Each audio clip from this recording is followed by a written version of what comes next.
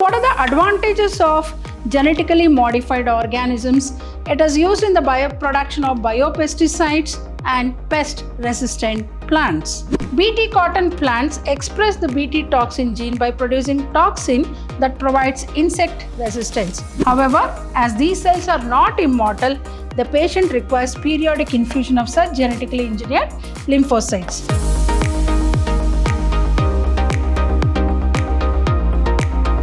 Hi, hello everyone. Welcome back to yet another revision class of Chapter 10 called Biotechnology and its Applications. Myself, B. Shobharani from the Department of Biology, Vidhyaashram Pre-University College, the Temple of Excellence in Mysuru. This particular chapter 10 called Biotechnology and its Application, has a weightage of 6 marks. So we all know the wide applications of biotechnology. The applications of biotechnology includes therapeutics, that is curative treatment, then diagnostics, then genetically modified crops in agriculture, waste treatment, processing of food, then bioremediation and energy production. So what am I going to discuss in this particular session? I'm going to discuss about the type of questions that is going to be asked from this particular chapter called Biotechnology and its Application from examination point of view. As I said, the weightage of marks for this particular chapter is 6 marks. Moving on to the applications of biotechnology. As we all know that biotechnological applications is applied in agriculture and also in medicine. Applications of biotechnology in agriculture includes agrochemical based agriculture, organic agriculture and genetically modified organisms. Genetically modified organisms. What are the advantages of genetically modified organisms? It is used in the production of biopesticides and pest-resistant plants. Then biotechnological application in medicine to produce genetically engineered insulin, which was called as humulin, then stem cell culture, then molecular diagnosis. Moving on to the type of questions that are going to be asked from this particular chapter, including the MCQs. So, explain 5 benefits of creating transgenic animals. We know genetically modified animals is called as transgenic animals. So, what is the benefit of creating, which is one of the applications of biotechnology, producing genetically modified organisms or transgenic animals? To study the normal physiology and development. So, and second one is study of diseases, biological products and vaccine safety. So, normal physiology and development, transgenic animals can be specifically designed to allow the study of how genes are regulated and how they affect the normal functions of the body and its development. So that is the first benefit. Second benefit, study of diseases. As we all know, many transgenic animals are designed to increase our understanding of how genes contribute to the development of a disease. These are specially made to serve as models for human diseases so that investigation of new treatments for diseases is made possible. This is one of the best applications of biotechnology in treating many diseases. Then production of biological products. As we all know that transgenic animals that produce useful biological products can be created by the introduction of the portion of DNA which codes for a particular product such as human protein used to treat emphysema, that is alpha-1 antitrypsin, then phenylketonuria, which is commonly called as PKU idiots, and cystic fibrosis, and human protein enriched milk alpha lactalbumin. So that is one of the benefit of transgenic animals in the production of biological products. Next, vaccine safety. Transgenic mice are being developed for use in testing the safety of vaccines before they are used to humans. As we all know that we all have undergone a very dreadful disease called coronavirus. So we all know that vaccine played a great role in treating many people with this dreadful virus. So first, the vaccine was tested in transgenic mice and later on they were used on humans. So transgenic mice are being used to test the safety of even the polio vaccine. Chemical safety testing. Next, this is known as toxicity or safety testing. The procedure is the same as that used for testing toxicity of drugs.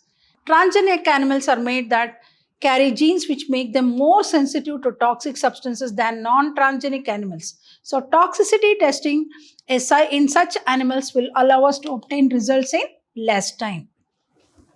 Question number 2. What are transgenic? So all this time we were talking about the benefits of transgenic animals. How do we define the word called transgenic animals? Animals that have had their DNA manipulated or altered to possess and express an extra, that is what we call it as foreign gene, are known as transgenic animals. Genetically modified animals also can be called as transgenic animals. So what exactly is the correct definition?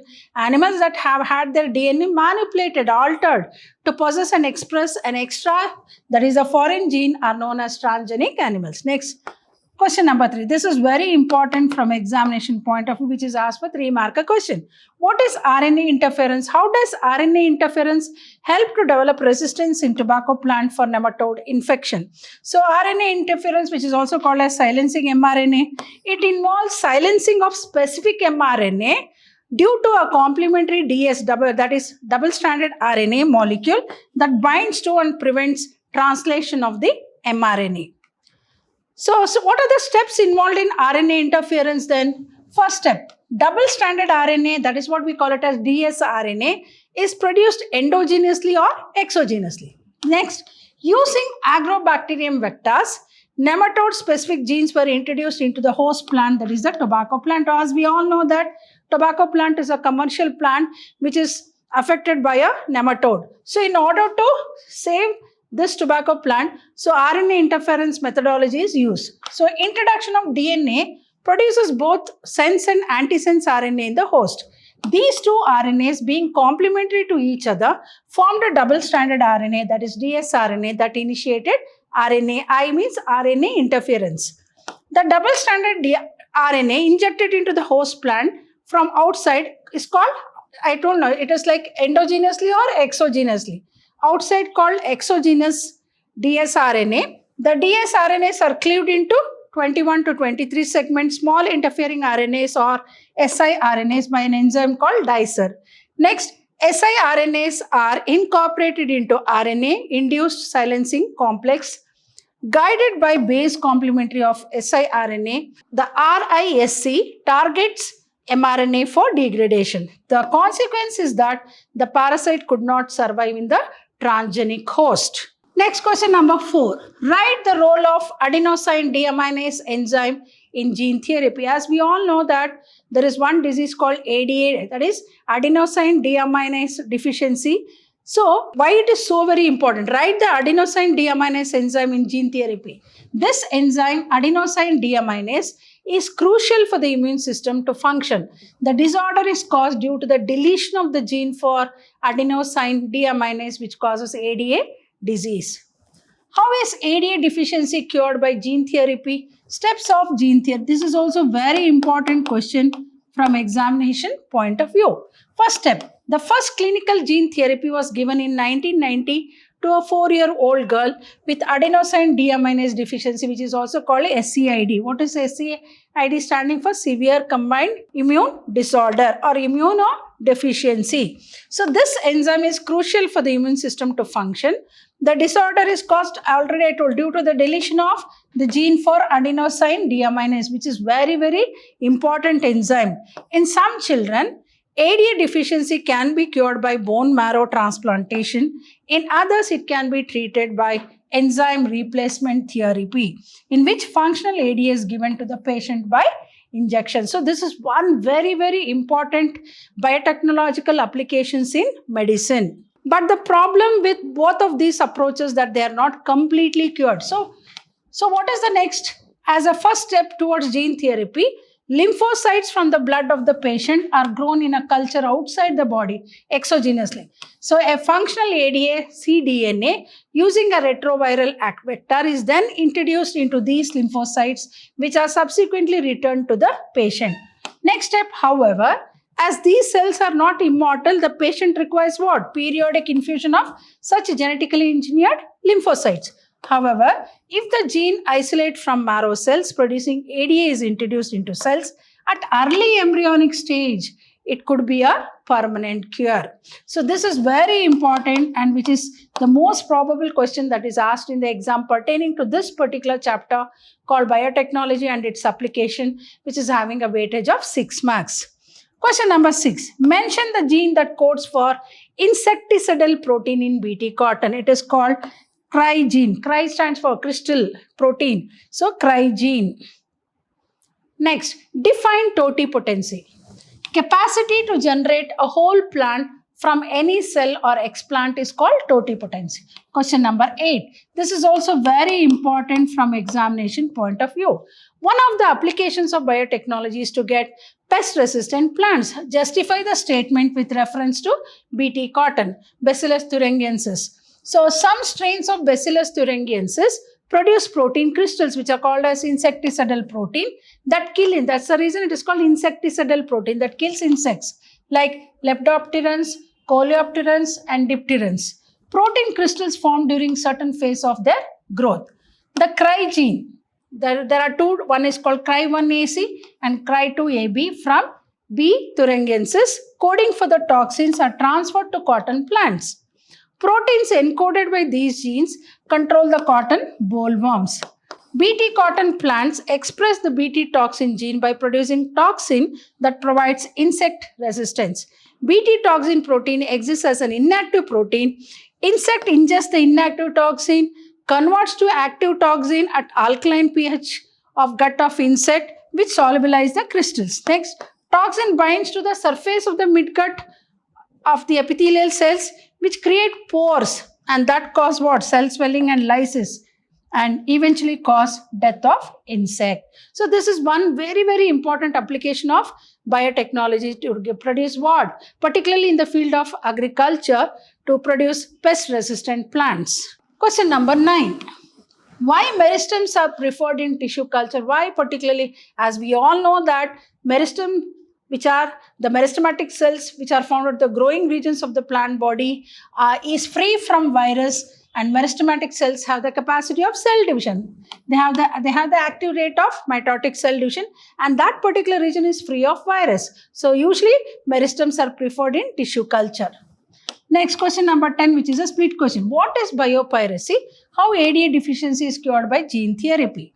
So the use of bioresources by multinational, so this is how split question is asked. So this is for 3-marker question, 1 mark and 2 marks.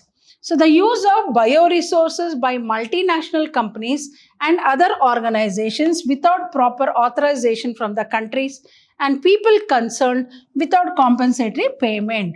Then steps for gene therapy. Already I told you, ADA, that is adenosine deaminase deficiency disease, is cured by gene therapy. So the first clinical, already I explained, but this is how the split question has come. The first clinical gene therapy was given in 1990 to a 4-year-old girl with adenosine deaminase deficiency or SCID. This enzyme is crucial for the immune system to function.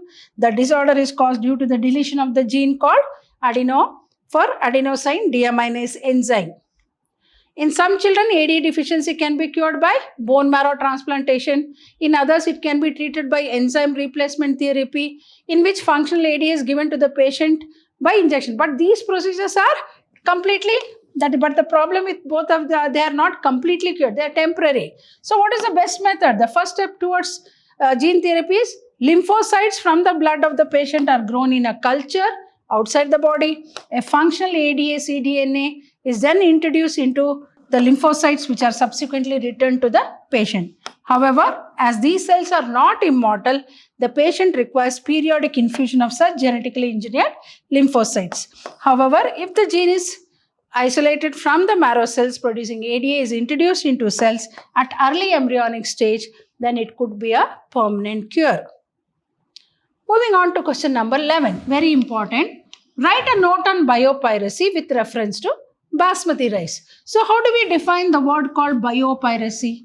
It is defined as the use of bioresources by multinational companies and other organizations without proper authorization from the countries and people concerned without compensatory payment. So how do we explain this biopiracy with reference to basmati rice then? For example, rice, as we know, is an important food grain. the presence of which goes back thousands of years in Asia's agricultural history. There are an estimated of 2 lakh varieties of rice in India alone. The diversity of rice in India is one of the richest in the world. So basmati rice is distinct for its unique aroma and flavor, and 27 documented varieties of basmati are grown in India. There is reference to basmati rice in ancient texts, folklore and poetry, as it has been grown for centuries. In 1997, an American company got patent rights on basmati rice through US Patent and Trademark Office. This allowed the company to sell a new variety of basmati in the US and abroad. This new variety of basmati had actually been derived from Indian farmers' varieties. So Indian basmati was crossed with what? Semi-dwarf varieties and claimed as an invention or a novelty. The patent extends to functional equivalents, implying that other people selling basmati rice could be restricted by the patent. Several attempts have also been made to patent uses, products and processes based on Indian traditional herbal medicines. For example, you take turmeric and neem, which are the traditional herbal medicines of our country. If we are not vigilant and we do not immediately counteract these patent applications, other countries or individuals may encash on our rich legacy and we may not be able to do anything about it. So this is also a very important question from examination point of view, particularly from this chapter. Moving on to question number 12. In which ways genetically modified plants are useful? As we know, GMOs. So advantages of genetically modification in plants: made crops more tolerant to abiotic stresses like cold, drought, salt, heat, etc., salinity, reduce reliance on chemical pesticides, that is, we can produce a pest-resistant crop, help to reduce post-harvest losses, which is very, very common. So this is very important to reduce the post-harvest losses, increase efficiency of mineral usage by plants, then enhance nutritional values of food, like example, vitamin A enriched rice. So this is also very important question that might be asked in the coming board examination of second PUC biology pertaining to this particular chapter called biotechnology and its applications. Question number 13. What are genetically modified organ? Name 2 BT cotton producing plants. Already I explained. Plants, bacteria, fungi and animals whose genes have been altered or manipulated are called genetically modified organisms, or in short form we use the word called GMO. Example, BT cotton and BT corn. Hope you all have understood the type of questions that might appear from this particular chapter called biotechnology and its applications of second PUC biology, which has a weightage of 6 marks. So this particular chapter, particularly the concepts like biotechnological applications in agriculture and the biotechnological applications in medicine, like the production of insulin, the genetically engineered insulin, all these are very, very important questions that might be asked in the board examination. Thank you.